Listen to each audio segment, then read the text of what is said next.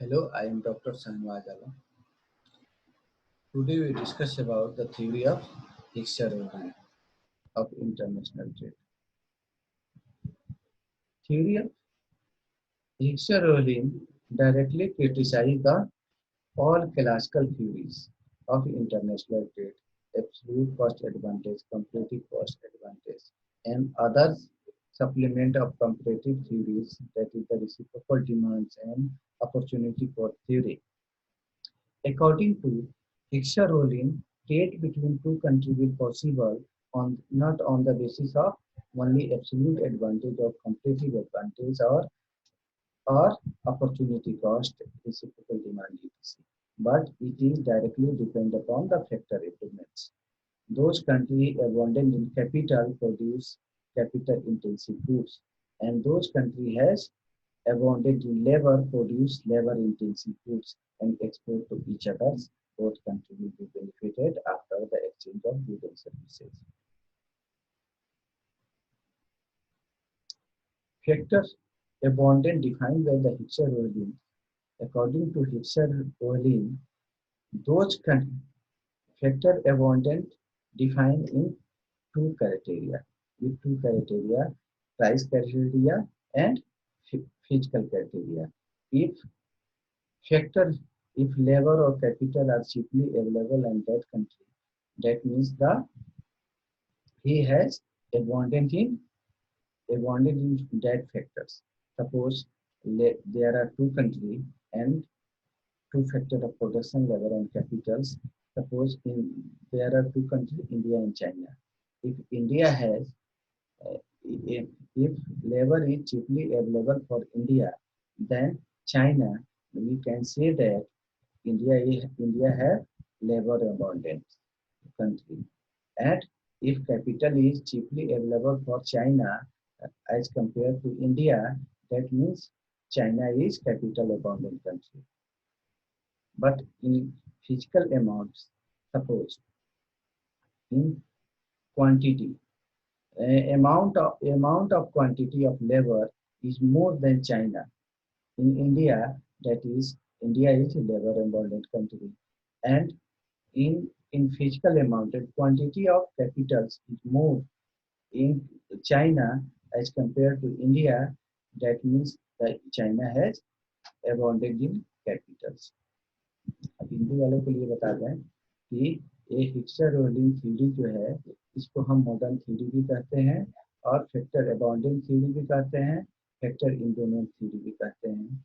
इस थ्योरी में हिक्सर रोलिंग जो थे वो डायरेक्टली क्रिटिसाइज किए हैं जितने भी क्लासिकल थ्योरीज हैं, ठीक है, वो कंपैरेटिव एडवांटेज हो या एब्सोल्यूट एडवांटेज हो, रेसिप्रोकल डिमांड्स हो या अपॉर्चुनिटी कॉस्ट थ्योरी हो, सारे थ्योरी को क्रिटिसाइज किए हैं, ठीक है। और इनके अनुसार, हिक्सर-रोलिंग के अनुसार, दो कंट्री के बीच में जो ट्रेडिंग होगा वो फैक्टर अबाउंडेंट और इंडोमेंट पे डिपेंड करेगा। जिसके पास लेबर अधिक होगा वो लेबर इंटेंसिव गुड्स को प्रोड्यूस करेगा। यानी लेबर इंटेंसिव गुड्स क्या होता है? जो लेबर इंटेंसिव टेक्निक से बनता है। लेबर इंटेंसिव टेक्निक क्या होता है?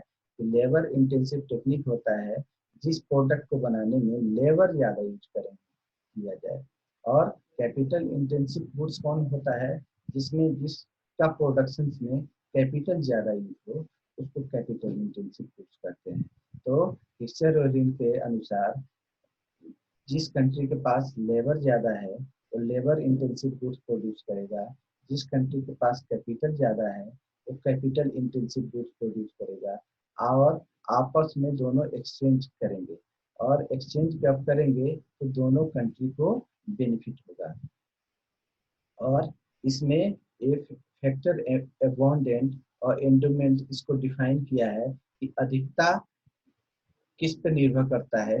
ये दो चीजों पे बता रहे हैं कि ये फैक्टर अबाउंडेंट जो है दो चीजों पे निर्भर करेगा, एक प्राइस पे और एक फिजिकल टर्म में यानी अमाउंट में, ठीक है। तो अगर किसी भी कंट्री के पास अमाउंट में ज्यादा हो, जैसे लेबर किसी कंट्री के पास ज्यादा है ठीक है, अमाउंट में ज्यादा है दूसरे के कंपेयर में, तो फिजिकल क्राइटेरियन से हम कह सकते हैं कि वो कंट्री वो वो फैक्टर ऑफ प्रोडक्शन का एबंडेंट रखता है। ठीक है, और प्राइस में अगर कोई किसी भी कंट्री में कोई फैक्टर ऑफ प्रोडक्शन क्या है कि सस्ते में मिल जा रहा है, तो हम कहेंगे कि वो कंट्री उस फैक्टर ऑफ प्रोडक्शन का एबंडेंट कंट्री है। ठीक है, फैक्टर एबंडेंट कंट्री है। ठीक है, सपोज अगर हम दो एग्जांपल कोई ले लें, सपोज दो कंट्री है, इंडिया और चाइना है, और दो दो कोई भी कमोडिटी है, दो दो कोई फैक्टर ऑफ प्रोडक्शन मतलब लेबर एंड कैपिटल से। ठीक है, अगर चाहे इंडिया में अमाउंट में लेबर ज़्यादा है चाइना के कंपेयर में, तो हम कहेंगे कि इंडिया लेबर एबंडेंट कंट्री है। या इंडिया में सस्ते में लेबर मिल जा रहा है, अमाउंट में तो ज़्यादा नहीं है मगर सस्ते में मिल जा रहे हैं, चाइना से सस्ता मिल रहा है इंडिया में, तो हम कहेंगे कि इंडिया लेबर एबंडेंट कंट्री है। ठीक है, और अगर इसी तरह वाइस वर्सा हम देखें तो चाइना में अगर कैपिटल एबंडेंट है यानी अमाउंट में कैपिटल ज़्यादा है, या सस्ते में उसको कैपिटल मिल जा रहा है इंडिया के कंपेयर में, तो हम कहेंगे कि चाइना कैपिटल अबाउंडेंट कंट्री है। ठीक है, तो जो कंट्री लेबर अबाउंडेंट कंट्री होगा वो labour intensive goods labour intensive technique से प्रोड्यूस करेगा और एक्सपोर्ट करेगा दूसरे को। ठीक है, जैसे इंडिया लेबर अबाउंडेंट अगर कंट्री मान लेते हैं, तो लेबर इंटेंसिव टेक्निक यूज करेगा और लेबर इंटेंसिव गुड प्रोड्यूस करके चाइना को सेल करेगा या ट्रांसफर करेगा। और चाइना कैपिटल अबाउंडेंट कंट्री है, तो चाइना क्या करेगा कि कैपिटल इंटेंसिव टेक्निक से कैपिटल इंटेंसिव गुड्स प्रोड्यूस करेगा और एक्सपोर्ट कर देगा इंडिया को। ठीक है, और सारे जो थ्योरी हैं वो कुछ एजम्पशन पे बेस्ड हैं। ये जो हमारा हिक्सर रोलिंग थ्योरी है ये भी कुछ एजम्पशन पे बेस्ड है। चलिए हम डिस्कस करते हैं इसके एजम्पशन को। ठीक है, first assumption, it is 2 by 2 and 2 models. ठीक है, ये it is 2 by 2 and 2 model, इसका मतलब हुआ दो कंट्री, दो कमोडिटी एंड दो फैक्टर ऑफ प्रोडक्शन है। ठीक है, नेक्स्ट एजम्पशन है there is perfect competition in commodity as well as factor markets. ठीक है, कमोडिटी मार्केट और फैक्टर मार्केट्स। अच्छा, कमोडिटी मार्केट्स क्या होता है और फैक्टर मार्केट्स क्या होता है? कमोडिटी मार्केट वो मार्केट है जिसमें गुड एंड सर्विसेज सेल और परचेज होते हैं। ठीक है, और फैक्टर ऑफ प्रोडक्शन है जिसमें sale and purchase factor of production sale labour capital इंडेफिनोट्स इसमें बेचे जाते हैं, उसको हम फैक्टर मार्केट कहते हैं। तो ये कह रहा है कि कमोडिटी मार्केट हो या फैक्टर मार्केट हो, दोनों में परफेक्ट कंपटीशन होता है। ठीक है, अच्छा, अब परफेक्ट कंपटीशन क्या होता है? हम तो हमेशा ही बता रहे हैं हर थ्योरी में कि परफेक्ट कंपटीशन क्या होता है। परफेक्ट कंपटीशन होता है there is perfectly absence of rivalry of the firm, that means there is no any firm to give the losses to others। तो इसमें कोई ऐसा फॉर्म्स नहीं है, ऐसा प्रोड्यूसर नहीं है, ऐसा सेलर नहीं है कि जो दूसरे को नुकसान पहुंचाए। ठीक है, और ये म्यूचुअल बेनिफिट पहुंचा सकते हैं, एक दूसरे को कोई नुकसान नहीं पहुंचा सकता। ठीक है, नेक्स्ट एजम्पशन है the quantitative differences in factor in domains in different region but qualitative they are homogeneous। अब कह रहा है कि क्वांटिटेटिव डिफरेंसेस हो सकते हैं, हो सकता है कि किसी कंट्री के पास ज्यादा कोई कंट्री के पास लेबर अबाउंडेंट हो, मगर जिसके पास लेबर अबाउंडेंट नहीं है इसका मतलब ये नहीं है कि उसका लेबर लो क्वालिटी के है। ठीक है, वो होमोजीनियस है, एक ही तरह के, एक ही प्रकार के। ठीक है, उनकी इफिशियंसी सेम है, मगर हो सकता है ज्यादा में हो जाए और या सस्ते में मिल जाए। ठीक है, क्वालिटी क्वांटिटेटिव डिफरेंसेस तो हो सकते हैं फैक्टर ऑफ प्रोडक्शन में, क्वालिटेटिव डिफरेंस नहीं हो सकते।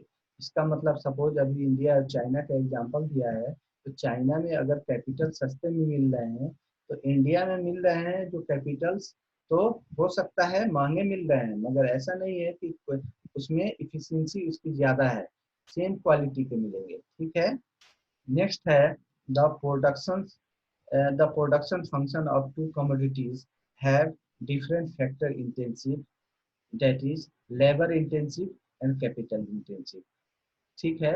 अब कह रहा है कि प्रोडक्शन फंक्शन जो है वो दोनों कमोडिटी का दो दो फैक्टर इंटेंसिव से होगा, लेबर इंटेंसिव से होगा और कैपिटल इंटेंसिव टेक्निक से होगा। ठीक है। जिस कंट्री के पास लेबर इंटेंसिव टेक्निक है वो labour intensive technique labour abundant goods produce करेगा, जिसके पास कैपिटल इंटेंसिव टेक्निक है वो कैपिटल इंटेंसिव टेक्निक को प्रोड्यूस करेगा। ठीक है। नेक्स्ट एजम्पशन है the production function are different for different commodity but are the same for the each commodity in both the country। It means that production function of the commodity X is different from Y, but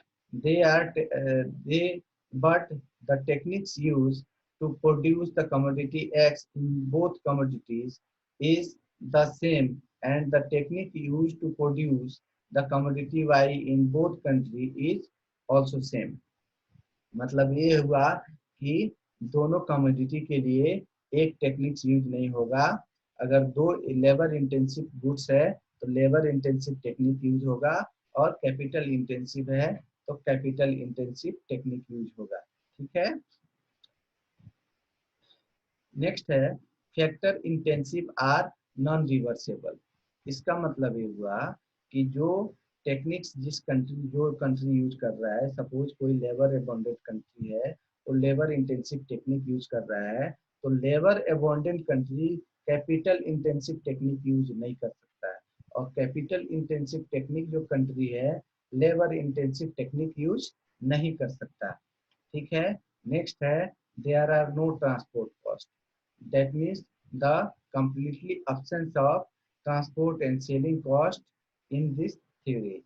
Next है there is free and unrestricted trade, that means this theory based on free and unrestricted, मतलब इसमें किसी का interference नहीं होगा। ये trade जो transfer of good and services एक कंट्री से दूसरे कंट्री में है वो फ्रीली होगा, कोई किसी का रिस्ट्रिक्शन चाहिए होगा, गवर्नमेंट इंटरफेरेंस नहीं होगा। नेक्स्ट क्या है there are constant return to scale in the production of each commodity and each region। कह रहा है कि constant return to scale, सारे थ्योरी में हम बताया है कि constant return यानी जितना परसेंट हम इनपुट इंक्रीज करेंगे उतना ही आउटपुट इंक्रीज होगा, उसको हम कहेंगे constant return to scale। ठीक है। अब नेक्स्ट है taste and preferences of consumers and demand pattern are identical in both countries. कह रहा है कि टेस्ट एंड प्रेफरेंसेस जो टेस्ट है और वो डिमांड पैटर्न है वो सिमिलर होंगे दोनों कंट्री के, ऐसा नहीं कि उनके डिफरेंट डिफरेंट डिमांड पैटर्न हो, डिफरेंट टेस्ट हो। ठीक है। नेक्स्ट है there is no change in technical knowledge. कह रहा है कि प्रोडक्शन प्रोसेस के दौरान जो टेक्नोलॉजी में चेंजेज आएंगे उसको हम इंक्लूड नहीं करते हैं। नेक्स्ट है there is incomplete specialization, neither neither country specialize in the production of one commodity. अब कह रहा है कि एक सबसे बड़ी बात यह है कि इसमें सब में किसी ने कहा है कि स्पेशलाइजेशन के बेस पे दोनों दो कंट्री में ट्रेडिंग होता है, मगर एक थ्योरी कह रहा है, हिक्सर रोलिंग थ्योरी कह रहा है कि किसी भी कंट्री के पास कोई कंप्लीट स्पेशलाइजेशन नहीं होते हैं। ठीक है। किसी एक कमोडिटी में किसी का स्पेशलाइजेशन नहीं हो सकता है, ये पॉसिबल है कि दोनों कमोडिटी में उस कंट्री का स्पेशलाइजेशन हो सके या नहीं हो सके। ठीक है। कंप्लीट स्पेशलाइजेशन किसी का नहीं हो सकता है। ठीक है। एक गुड्स को जो बनाता है दूसरा भी बना सकता है, मगर जिसके पास सस्ते में लेबर मिल रहे हैं वो लेबर प्रोड्यूस करेगा, लेबर इंटेंसिव गुड्स को प्रोड्यूस करेगा, और जिसमें कैपिटल सस्ते में मिल रहे हैं वो कैपिटल गुड्स को प्रोड्यूस करेगा। और जो इसके बाद दोनों आपस में गुड एंड सर्विसेज एक्सचेंज करके दोनों इससे बेनिफिट उठाएंगे, दोनों का लाभ होगा।